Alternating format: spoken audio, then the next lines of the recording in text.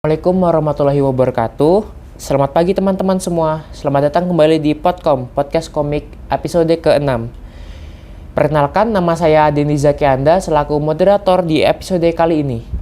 Di sini saya tidak sendiri loh teman-teman, karena kita sedang bersama salah satu narasumber kita yang luar biasa, yakni Ibu Prasetya Gardiarini. Gimana Bu kabarnya Bu? Alhamdulillah sehat. Gimana kabarnya Dek? Alhamdulillah juga Bu sehat Bu. Gimana perjalanannya Bu ke Politeknik Bu? Aman aja.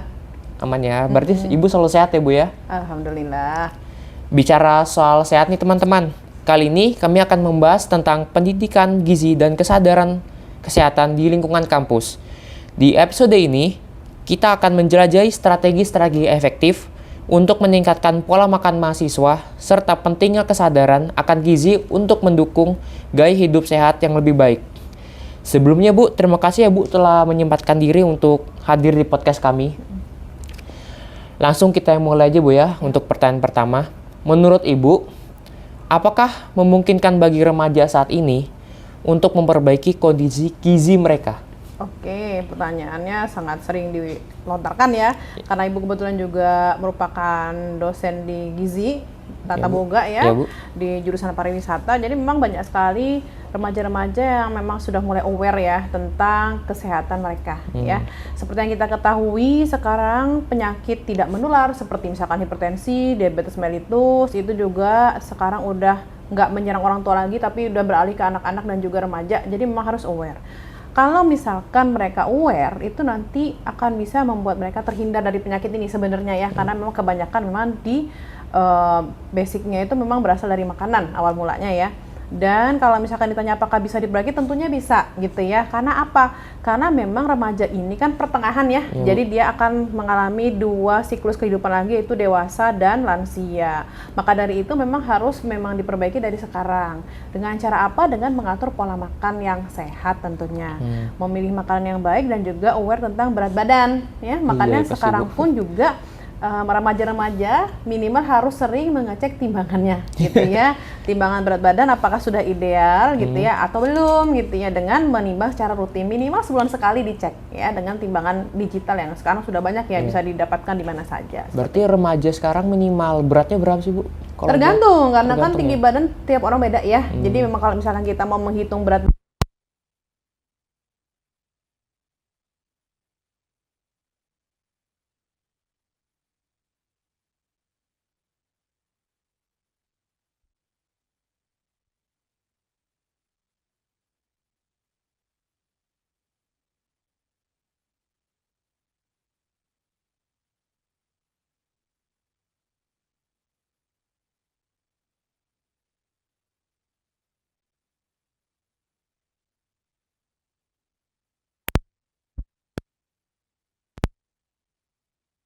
jadi dia kisaran itu masih normal. Nah, masih ideal seperti itu. Berarti tinggi badan saya misalkan 170, saya sekarang 170. Saya terakhir timbang itu 72. Itu normal sih Bu? 70 kan kita ambil ya. 70 berarti 70 itu 10%-nya berapa? 7 kan? Iya. Nah, 7. Berarti 70 kurang 7 berapa? 70 kurang 7. 73. Ya 73 kan? Berarti masih ideal ya, 73. Ideal ya? Alhamdulillah. Kurang sedikit lagi sebenarnya ya. Karena sebetulnya 73 itu batas normal bawah. Kalau adik sekarang 72 berarti kurang sekilo sebenarnya.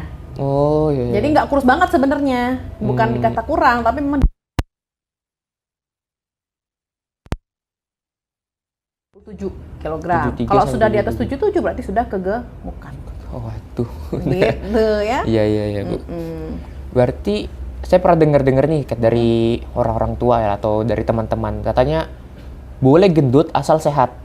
Itu gimana sih maksudnya Bu? Konsep gendut sehat itu sebetulnya sudah lama kita tinggalkan, ya kan? Karena memang gendut itu ada efek sampingnya, terutama pada laki-laki, karena memang perut ibarat kata di situ banyak organ-organ yang penting ya, seperti ada limpa, ada hati, ada juga di situ jantung ya dan lambung. Kalau misalkan terhimpit dengan lemak, itu bisa memungkinkan penyakit gitu ya, karena penumpukan lemak. Makanya yang betul adalah berat badan ideal.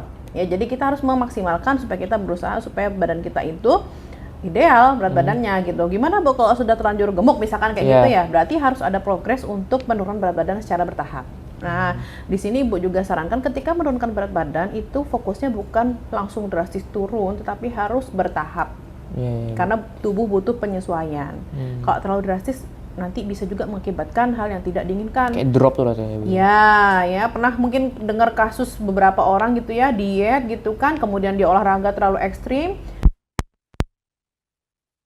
Karena memang tubuhnya tidak terbiasa, makanya harus bertahap. Ibu, berarti kita sebagai remaja masih kurang ya Bu ya untuk jaga kondisi gizi kita ya Bu. Terutama di lingkungan kampus nih Bu. Menurut Ibu gimana sih di lingkungan kampus kita nih Bu soal gizi Bu? Oke, jadi kalau Ibu perhatikan memang ada beberapa dari remaja yang memang sudah aware, ada beberapa yang belum. Pertama, karena memang kalau remaja sukanya dia peers ya, jadi suka ngegeng gitu kan, suka berkelompok, suka nongkrong, suka kongko gitu ya, ibarat kata tuh kalau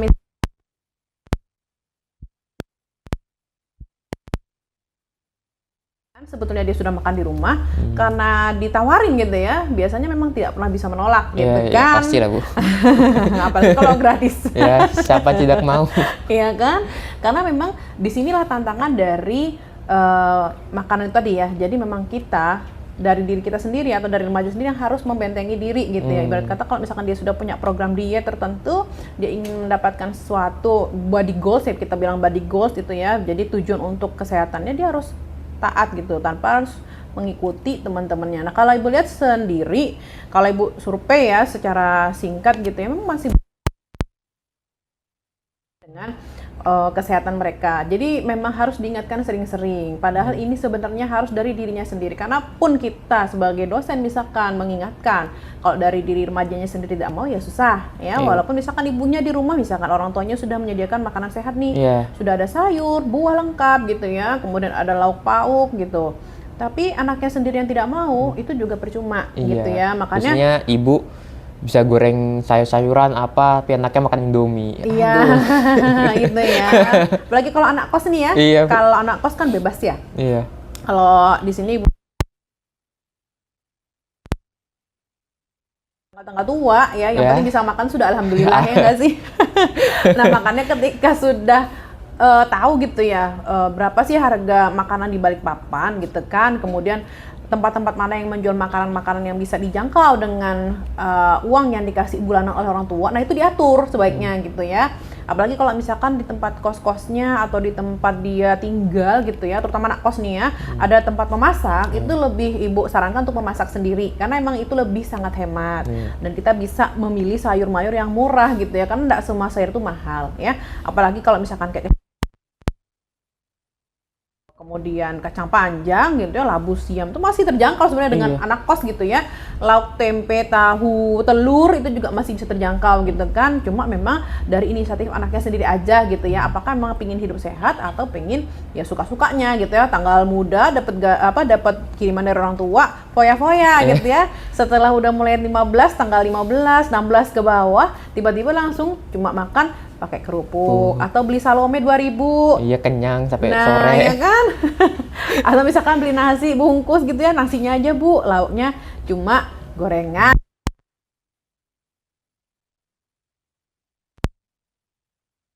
Menurut Ibu, apa sih langkah-langkah yang bisa diambil untuk meningkatkan kesadaran gizi di kalangan mahasiswa kita ini, Bu?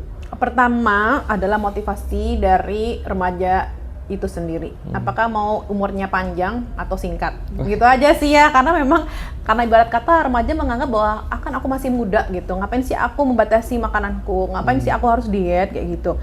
Ngapain aku harus memperhatikan makananku? Aku pingin menikmati hidup gitu. Memang tahu hidupnya sampai kapan gitu kan ya.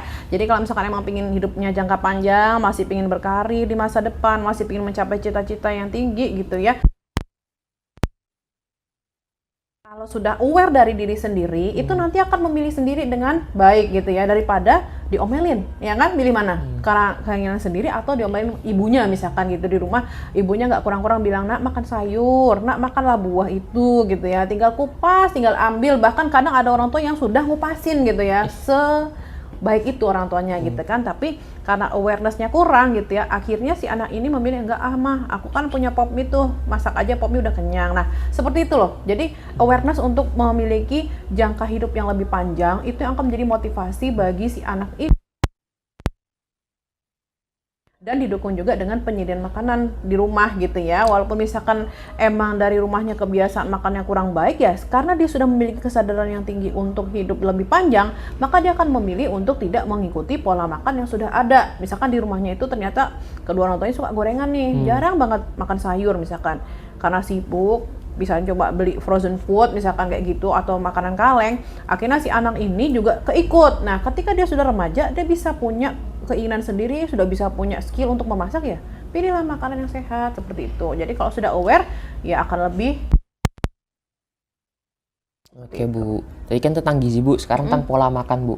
Kan mahasiswa sekarang pola makannya berantakan banget Bu ya. Bener. Tahu-tahu siang makan, malam makan, bahkan jam 3 pagi aja kita makan Bu. Itu gimana Bu cara ngatasinnya Bu? Atau strateginya Bu? Oke, jadi kalau misalkan yang selama Ibu amatin, ada dua tipe mahasiswa. Yang pertama memang dia suka doyan banget makan.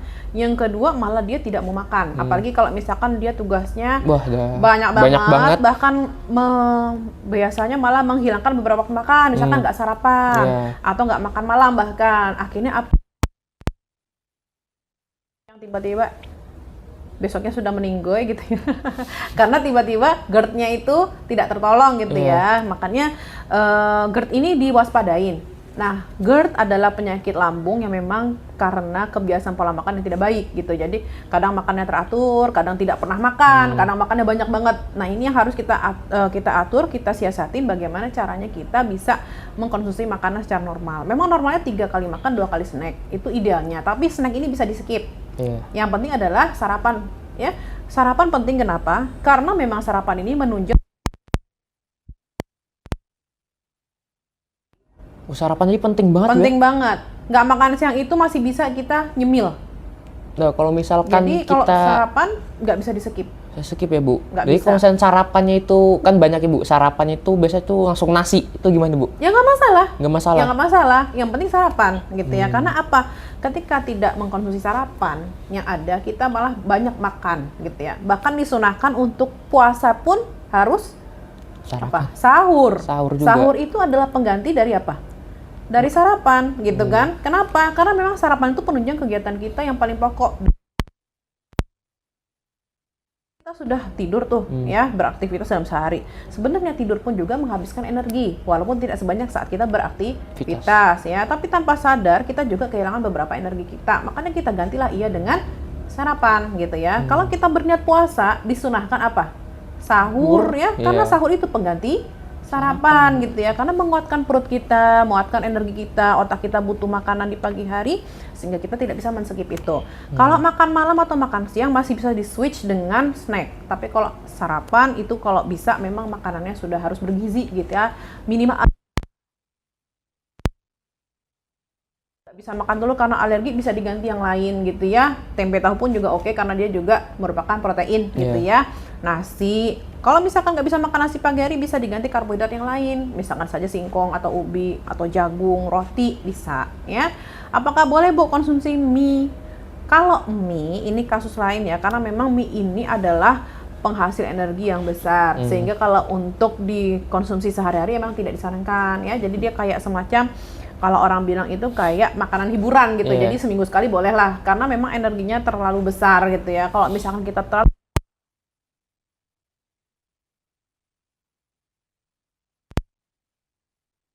untuk mencerna sarapan itu gitu ya. Iya, Jadi biasanya mahasiswa bilang sarapan pagi, nanti ngantuk aku ya di kelas tidur.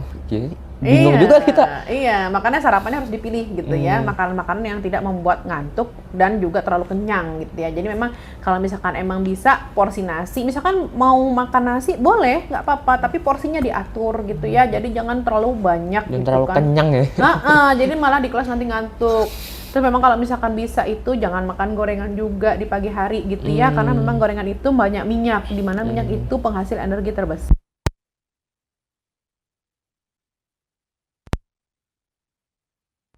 Jadi setelah tadi kita membahas tentang peningkatkan gizi, pola makan. Nah, sekarang Bu, bagaimana sih Bu cara mengatasi dampak jangka panjangnya Bu buat mahasiswa nih Bu, kayak seperti konsumsi ayam geprek tiap hari, saya mie instan tuh gimana sih Bu?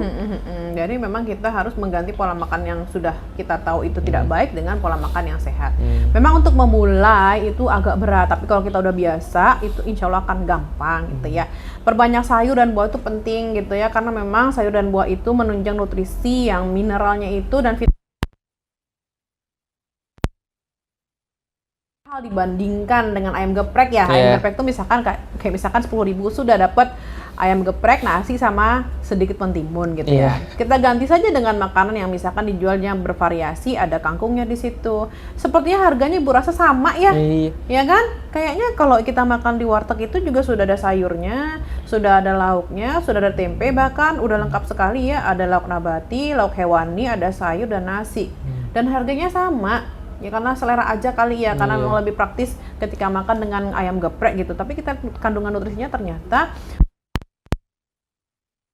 mengandalkan mie instan, di mana natriumnya sangat tinggi ya. Kita ketahui sendiri bahwa natrium ini adalah cikal bakal penyakit hipertensi gitu kan. Makanya hipertensi ini lebih banyak menyerang pada anak remaja, itu sekitar 10-15%, sehingga nanti akan mengakibatkan gejala yang lain seperti stroke, jantung dan sebagainya. Itu makanya kita harus waspadai.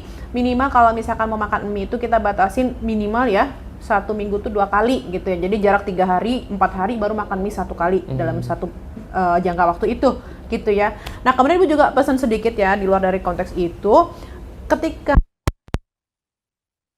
mengkonsumsi makanan yang kemasan, tolong perhatikan nutrition fact yang ada di belakang. Ya, ini jarang sekali diperhatikan. Kandungan kalori, gula, garam dibaca gitu ya, dan alergen yang ada di situ. Apalagi gula Bu ya. Apalagi gula ya, sekarang sudah banyak diabetes yang menyerang remaja juga gitu ya. Jadi memang kalian kalau misalkan jajan tolong diperhatikan ya. Apalagi sekarang juga banyak sekali kuliner yang menjanjikan makanan-makanan yang memanjakan lidah ya. Es krim misalkan, atau misalkan makanan manis, ada boba juga gitu ya. Kopi ya dengan kadar kemanisan. Ya. Tapi kalian bisa tanya, bisa juga minta less sugar gitu ya. Misalkan less sugar aja gitu ya untuk membatasi konsumsi gulanya. Jadi makanya kita harus waspada pada gula dan garam sebenarnya, karena memang penggunaan makanan pada makanan cepat saji lumayan banyak. Karena memang selera Indonesia itu sukanya gurih dan manis ya. Nah, itu identik sekali. Kalau kita keluar negeri, mereka paling cuma pakai garam, bawang putih dan sebagainya itu dikit-dikit banget gitu ya, makanya mereka agak terhindar dari penyakit hipertensi. Tapi kalau di Indonesia atau di Asia pada umumnya itu biasanya hipertensi tinggi ya, karena memang kebanyakan mengandung natrium dan juga gulanya lumayan.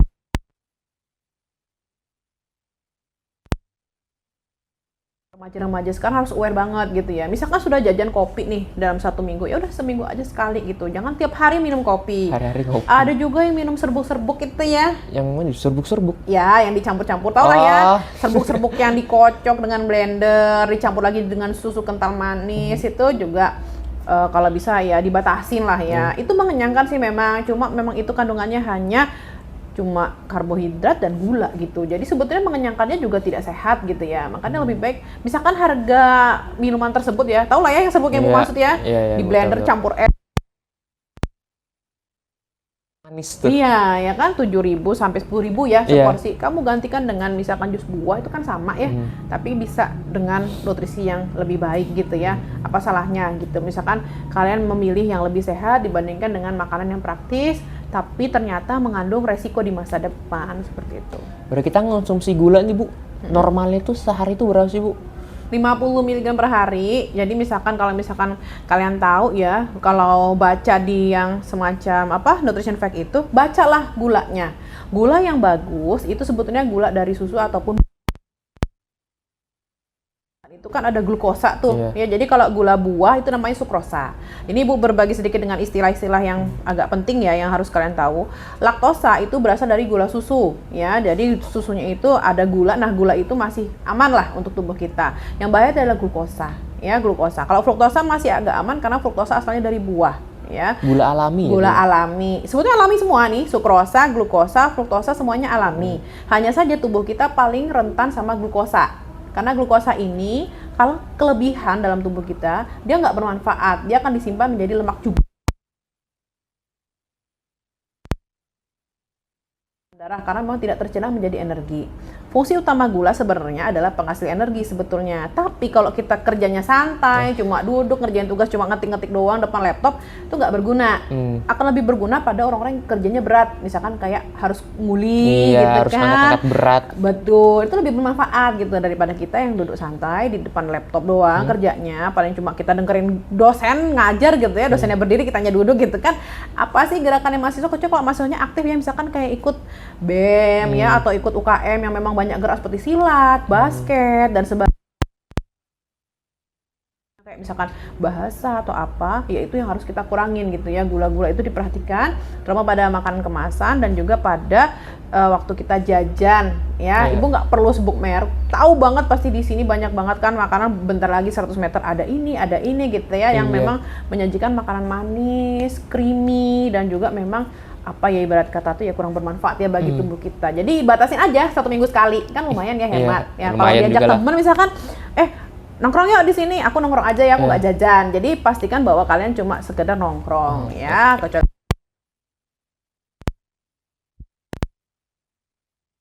Gitu ya. Oke Bu. Ngomongin kesehatan nih Bu, ini di luar dari topik aja Bu ya. Tentang olahraga nih Bu. Apalagi mahasiswa sekarang, olahraga itu bisa dibilang jarang banget, sangat-sangat jarang. Tunggu diajak lah baru olahraga. Tuh ngatasinnya gimana Bu? Ya, jadi memang ajakan yang paling baik untuk berolahraga memang bersama-sama tentunya ya. Karena kalau sendiri olahraga juga kan ngapain gitu ya, kayak nggak asik aja gitu. Misalkan kita jalan di Grand City sini. Sendirian kan kayak gimana gitu ya, paling nggak ada peersnya atau ada teman-temannya. Jadi jangan melirik kanan kiri gitu ya. Jadi kalau memang niatnya jalan, ya jalan aja. Nah, paling enak itu membuat jadwal gitu ya. Jadwal di teman-teman yang segrup, misalkan kayak kita ke lapangan Merdeka nih, misalkan seminggu sekali kita agendakan ke sana, ataupun nggak usah ke lapangan Merdeka deh, misalkan dia kosnya deket sini nih, deket Poltekbang sini, bisa loh muterin Poltekbang nih, kan lumayan ya trackingnya ya. Memang idealnya ya ada 10.000 langkah per hari gitu ya. Jadi kalau misalkan diwaktuin, sebenarnya idealnya tuh 1 minggu itu 3 kali sekitar 30-60 menit untuk aktivitas ya. Aktivitas ini bukan aktivitas seperti misalkan aktivitas harian gitu. Jadi memang tidak terhitung olahraga. Kadang kan mahasiswi kan sukanya gitu. Aku kan nyuci, aku kan beraktivitas, aku kan olahraga berarti enggak. Jadi memang olahraga itu memang diniatkan untuk membuat badan itu sehat dengan lari ya, senam. Apalagi sekarang banyak YouTube ya. YouTube itu kan menyajikan banyak macam-macam. Misalkan kayak senam bisa dari kos-kosannya sendiri gitu kan. Nah, itu lebih enak untuk berjanjian dengan teman-temannya, kita sepedaan misalkan, atau kita renang, atau kita apa, dijadwalkan. Kalau nggak dijadwal nggak akan bisa jalan gitu ya. Karena memang aktivitas mahasiswa itu biasanya memang tidak terprediksi.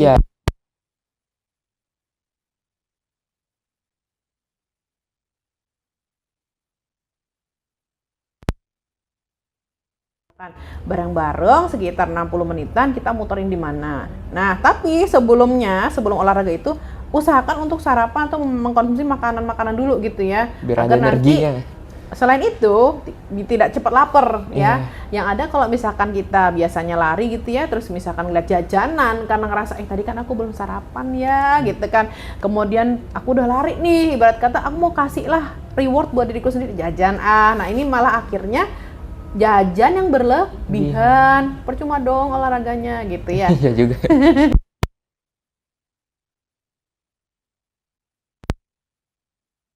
Kan pola tidurnya sekarang nggak sehat banget nih Bu. Cara ngatasinnya gimana Bu?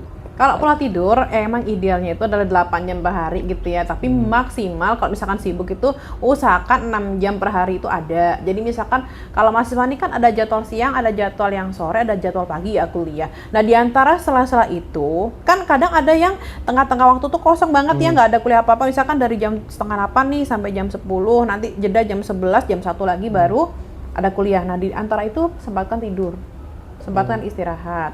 Kemudian yang paling baik itu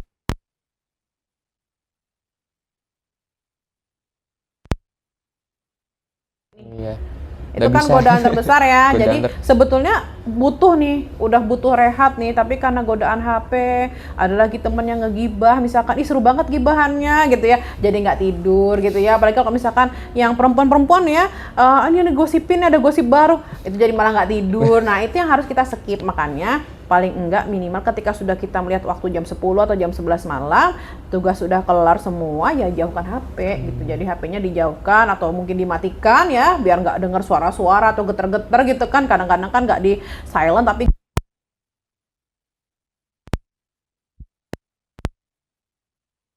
jadi malah dipantengin sampai jam 1 malam gitu kan. Akhirnya pola tidurnya jadi berantakan gitu ya. Jadi ketika sudah menjelang jam 10, jam 11 ya sudah matikan atau minimal dijauhkan dari sekitaran kita sehingga kita tidak terdengar dengan suara-suara ya ataupun getaran dari HP, karena memang itu sangat-sangat apa ya, merupakan suatu yang memang bisa membuat kita jadi tidak tidur gitu ya, karena memang mantengin HP gitu ya. Nah itu yang godaan terbesar sih zaman sekarang ya, HP itu. Kurang tidur itu nggak baik, kelebihan tidur itu juga nggak baik. Iya betul. Jadi balance-nya itu tidur 8 jam. Kalau misalkan kita tidur